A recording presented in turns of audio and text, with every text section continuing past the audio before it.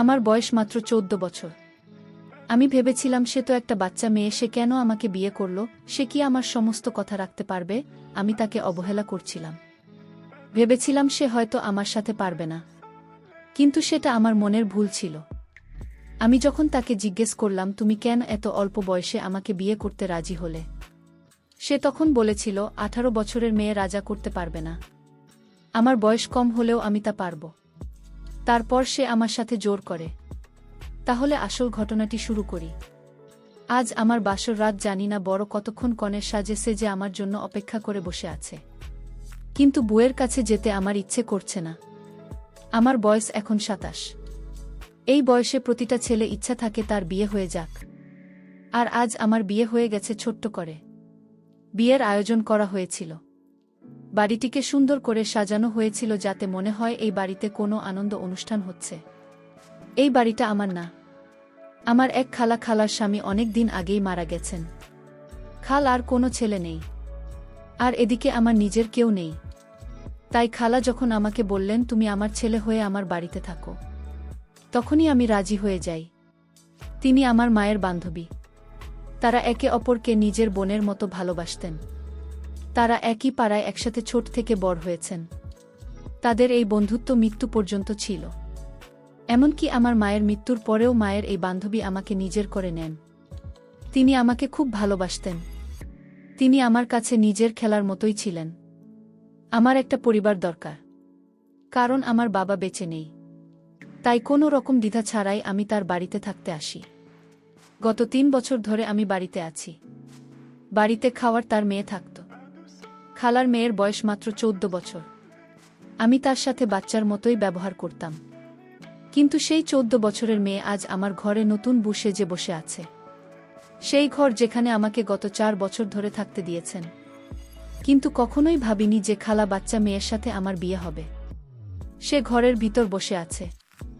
আর আমি টিভির ঘরে সোফায় বসেছিলাম। খালাস সম্ভবত ঘুমোতে গেছেন এবং বাড়িতে কয়েকজন মেহমান এসেছিলেন। তারাও বাড়ি ফিরে গেছেন। রুমে যাব কি যাব না তা নিয়ে দ্বিধায় ছিলাম, কিভাবে একটা 14 বছরের মেয়ের সাথে স্বামী স্ত্রীর সম্পর্ক বজায় রাখব। ভাবতে অদ্ভুত লাগছিল যে আমি এত ছোট মেয়েকে বিয়ে করেছি। আমি কেবল খালার কথাতেই বিয়ে করেছি।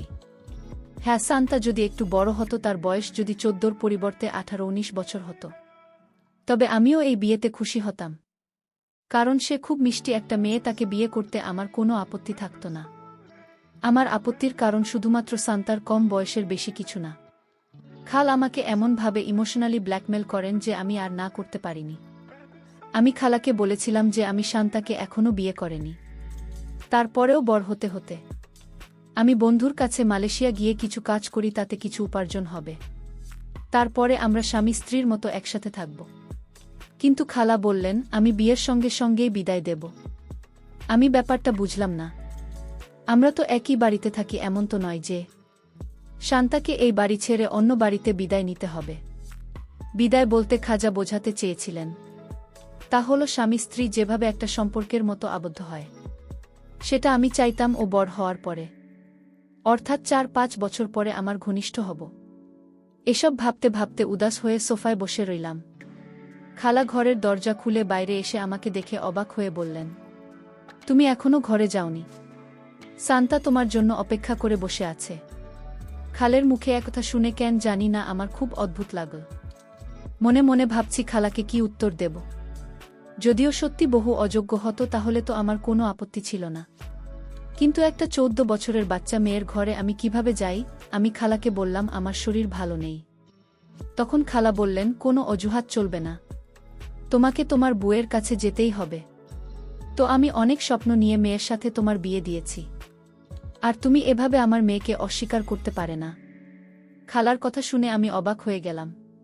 এখানে অস্বীকার করার কথা কোথা থেকে আসলো? তিনি হয়তো আমার কথা বুঝেও বুঝতে চাইছিলেন না। বাধ্য হয়ে সেখান থেকে উঠে সান্তার ঘরে গেলাম। ঘরের দরজা খুলে ঢুকতেই দেখি ও মাথা নিচু করে কনের সাজে বসে আছে। আমি তাকে জিজ্ঞেস করলাম, এভাবে বসে আছ কেন? জানি না। ওকে দেখে খুব দুঃখ ছিল, একটা বাচ্চা মেয়ে খালার জেদের কারণে আমাদের দুজনকে শুধু খেলার কথা রাখতে গিয়ে আমাদের এই বিয়েটা করতে হয়েছে। আমি মনে মনে সিদ্ধান্ত নিলাম যে তার ১৯ বছর বয়স না হওয়া পর্যন্ত আমি তার সাথে কিছু করব না, যতক্ষণ না তার বয়স ১৯ হয়। আমি তার কাছে গিয়ে দাঁড়ালাম, কিন্তু বসলাম না। সে মাথা নিচু করে বসে আছে। এই সময় তাকে এত সুন্দর লাগছিল যে তার সৌন্দর্য ভাষায় প্রকাশ করতে পারব না। তার বয়স ১৪ হলেও কি হবে, কিন্তু এমনভাবে মেকআপ করানো হয়েছেন তাকে তার বয়সের চেয়ে বড় দেখায়। আমি চুপচাপ বালিশ নিয়ে সামনের সোফায় গিয়ে শুয়ে পড়লাম। সে অবাক হয়ে আমার দিকে তাকিয়ে কিছুক্ষণ পরে বলল, তুমি বিছানাতে ঘুমাও, ঝুঁকিটা খুব ছোট, আর তুমি তো লম্বা, তোমার ঘুমাতে কষ্ট হবে। ওর কথা শুনে অবাক হলাম যে এই বয়সে ছোট, কিন্তু কথা সে বড়দের মতো বলল। আমি ভেবেছিলাম যে আমি কাছে আসলে সে ভয় পাবে, তাই সোফায় ঘুমানোর সিদ্ধান্ত নিয়েছিলাম। কিন্তু যখন সে নিজেই বলছে, তার মানে তার কোনো ভয় নেই। আমারও বিশ্রামের দরকার, তাই বালিশ বিছানায় রেখে চোখ বন্ধ করে শুয়ে পড়লাম। চোখ বন্ধ, কিন্তু আমি জেগেছিলাম। কিছুক্ষণ পরে অনুভব করলাম যে ও এখনো বসে আছে। সে কি আমার জন্য অপেক্ষা করছে? আমি চোখ খুলে তার দিকে তাকিয়ে দেখি সে আমার দিকে তাকিয়ে আছে। তারপর আমি তাকে বললাম, তুমি এভাবে বসে না থেকে ঘুমিয়ে পড়। আমার ঘুম পাচ্ছে, কিন্তু কেন জানি না আমার কথা শুনে সে রেগে গেল। যদিও আমার কথা শুনে তার খুশি হওয়া উচিত ছিল। আমার মতে সে এত ছোট ছিল যে তার স্বামী স্ত্রীর মধ্যে কি হয় সে ব্যাপারে তেমন কিছু জানার কথা না। তবে কিছুক্ষণ পর সে আমার পাশে এসে শুয়ে পড়ল। এরপর আমি উঠে আলো বন্ধ করে দিলাম। কিন্তু ঘুমের মধ্যেও কেন জানি না আমার বারবার মনে হচ্ছিল যে সে ঘুমের মধ্যে আমার দিকে চলে আসছে। বোধহয় সে ঘুমিয়ে গেছে, আর ঘুমের মধ্যে তার এদিক ওদিক করার অভ্যাস আছে। কিন্তু আমি জেগেই ছিলাম। সে আমার পাশে থাকায় আমার কেমন জানি হচ্ছিল, কারণ আমার কাছে একটা মেয়ে, আর তাও আমার স্ত্রী। তার উপর আমার পূর্ণ অধিকার ছিল। কিন্তু এত ছোট মেয়ের সাথে, না, এটা মনে হয় ঠিক হবে না। সকালে চোখ খুলে দেখলাম তখন ঘুমোচ্ছে। আস্তে আস্তে উঠে বাড়ি থেকে বের হয়ে গেলাম। সারাদিন একটা চাকরির আশায় ঘুরলাম, যাতে তাড়াতাড়ি একটা চাকরি পায়। সান্তাকে নিয়ে খুব চিন্তায় ছিলাম যে কিভাবে এতগুলো বছর সাথে একই ঘরে কাটাব। ভাবলাম খেলাকে বলল আমাদের ঘর আলাদা করে দিতে। সান্তা একটি লম্বা চওড়া এবং খুব সুন্দর মেয়ে। তাকে দেখে ১৪ বছরের মনে হয় না, বরং ১৭-১৮ বছরের মেয়ে মনে হতো। এখন আমি প্রায় সারাদিন বাড়ির বাইরে থাকি। বাড়িতে শুধু খাওয়া এবং ঘুমানোর জন্য, অথবা খালার কোনো কাজ থাকলে খালা আমাকে ফোন করতেন, আর একমাত্র তখনই বাড়িতে আসতাম। চাকরির খোঁজে বাড়ি থেকে বের হতাম। চাকরি এখনো পাইনি, কিন্তু কিছু না কিছু কাজ করতাম যাতে কিছু টাকা পয়সা রোজগার করতে পারি। খালার বাড়িতে জীবন খুব সুন্দরভাবেই চলছিল। একদিন খালা আমার কাছে এমন একটা জিনিস চাইলেন যা আমি চিন্তাও করতে পারিনি। খাবার শরীর খারাপ হলে তিনি আমাকে ডেকে বললেন যে আমার জীবনের কোনো গ্যারান্টি নেই, যে কোনো দিন চলে যেতে পারি। আমি চাই তুমি আমার মেয়েকে বিয়ে কর। ও খালার এই কথা শুনে আমি হতবাক হয়ে গিয়েছিলাম, কারণ খালার মেয়ের বয়স মাত্র ১৪ বছর। আর আমি কিভাবে এত ছোট্ট একটা মেয়েকে বিয়ে করতে পারি, যেখানে আমার বয়স ২৭ বছর। তার বয়স আমার থেকে অর্ধেক। কিন্তু মেয়ে মনে হয় খালার গলার কাটা ছিল অনেক দিন ধরেই। তিনি আমাকে ইমোশনালি ব্ল্যাকমেল করতে থাকলেন। আমার না বলতেও খারাপ লাগছিল, কারণ গত ৩৪ বছর ধরে খালা আমাকে খাওয়া পড়া এবং থাকার জায়গা দিয়েছেন। খালার বাড়িতে থাকার আগে আমি আমার মামার বাড়িতে থাকতাম। সেখানে দিনরাত আমাকে ইনসাল্ট করা হতো, আর এখানে আমি খুব সুখে আছি। খালা আমাকে খুব ভালোবাসতেন। তিনি কখনোই আমার অবহেলা করেননি, বরং আমাকে খুব যত্নে রেখেছেন। কিন্তু এখন খালা এমন একটা জিনিস আমার সামনে রেখেছেন যা আমি মেনে নিতে পারছি না, আবার অস্বীকারও করতে পারছি না। খালা আমার এত উপকার করেছেন যে আমি তার কথা অস্বীকার করতে পারছি না। কিন্তু ব্যাপারটা এতই অবাস্তব যে হ্যাঁ বলতেও পারছি না। আমি যদি না বলি তাহলে খালা মনে মনে কষ্ট পাবেন। আর তিনি এখন এত অসুস্থ যে আমি না বললে হয়তো তার শরীর আরও খারাপ হয়ে যাবে। ডাক্তার তাকে কোনো রকম টেনশন দিতে নিষেধ করেছেন, আর আমি তাকে কোনো অসুবিধায় রাখতে চাইনি। আমার কারণে যদি খাবার কিছু হয়ে যায়, তবে সারা জীবন নিজেকে ক্ষমা করতে পারবো না। আর দ্বিতীয়ত, আমার এই কথা এখানে অনেক দুঃখ পাবেন এবং হয়তো আমাকে তার বাড়িতে রাখবেন না। কিন্তু আমি তার সামনে মাথা তুলে দাঁড়াতে পারবো না। অনেক চিন্তা ভাবনা করে আমি তার মেয়েকে বিয়ে করতে রাজি হই। কিন্তু আমার শর্ত ছিল বিদায় ৫ বছর পরে হবে। কিন্তু খেলার কথা শুনে আমি হতবাক হয়ে গেলাম যে যখন তিনি বললেন এখনই বিদায় নিতে হবে। আমি বললাম, কি এমন সমস্যা এসেছে যে এত তাড়াতাড়ি বিদায় নিতে হবে? আমি কোথাও পালিয়ে যাচ্ছি না, আর ভগবানের কৃপায় আপনি এখনও ভালো আছেন। তখন খালা বললেন, হয়তো কালকে তোমার অন্য কোনো মেয়েকে পছন্দ হবে, আর তুমি আমার মেয়েকে ছেড়ে সেই মেয়ের পিছনে ছুটবে। অথবা কোনো মেয়ে হয়তো তোমাকে ভালোবাসার ফাঁদে ফেলতে পারে, তখন আমার মেয়ের জীবনটা নষ্ট হয়ে যাবে। তুমি ভাববে শুধু বিয়েই তো হয়েছে, তোমাদের মধ্যে কোনো কিছু হবে না। এই সম্পর্কে ইতি টানা তোমার পক্ষে সহজ হবে। তাই আমি চাই বিদায় এখনই হোক কি, আর তোমরা দুজন স্বামী স্ত্রীর মতো জীবন যাপন শুরু করো। মা সব দিক থেকে আমার সব পথ বন্ধ করে দিয়েছেন। তার কথাগুলো তার জায়গায় ঠিকই ছিল। তিনি মেয়েকে নিয়ে ভয় পাচ্ছিলেন, আর প্রতিমাই মেয়ের ভবিষ্যৎ নিয়ে ভয় পায়। সান্তা অল্প বয়সী, আর এটা অসম্ভব না যে আমি অন্য কারো প্রেমে পড়ে বিয়েও করতে পারি, কারণ আমাকে কাজের সূত্রে প্রতিদিন মেয়েদের মুখোমুখি হতে হয়, আর তাদের একজনকে আমার পছন্দ হতে পারে, এবং তখন আমার মন বদলেও যেতে পারে।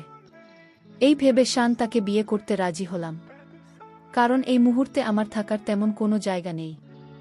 যা টাকা সঞ্চয় করেছি তা একটি বাড়ি কেনার জন্য যথেষ্ট না, এবং যদি একটি বাড়ি কিনে ফেলি তাহলে আমি খাব কোথায়? এই কথা মাথায় রেখেই শান্তাকে বিয়ে করাটা শ্রেয় মনে করি, এবং এটাই আমার কপাল বলে মেনে নিই। ভেবেছিলাম তার বর হওয়ার জন্য কয়েক বছর অপেক্ষা করব, আর তারপরেই আমি তার সাথে তার ঘরে থাকব। আর এটাও হতে পারে যে শান্ত হয়তো আমাকে বিয়ে করতে চাইতো না, কারণ আমার বয়স তার দ্বিগুণ, আর যদি সেটা না করে তাহলে আমার জন্য খুব সহজ হবে এবং আমার পথ পরিষ্কার হয়ে যাবে। কিন্তু ওর কাজ দেখে আমার অন্য রকম মনে হচ্ছিল। বিয়েতে অমত্ত করেইনি, উল্টে আমি তাকে যতটা ছোট ভেবেছিলাম সে ততটাও ছোট না। সে বিভিন্ন অজুহাতে আমার কাছে আসার চেষ্টা করত।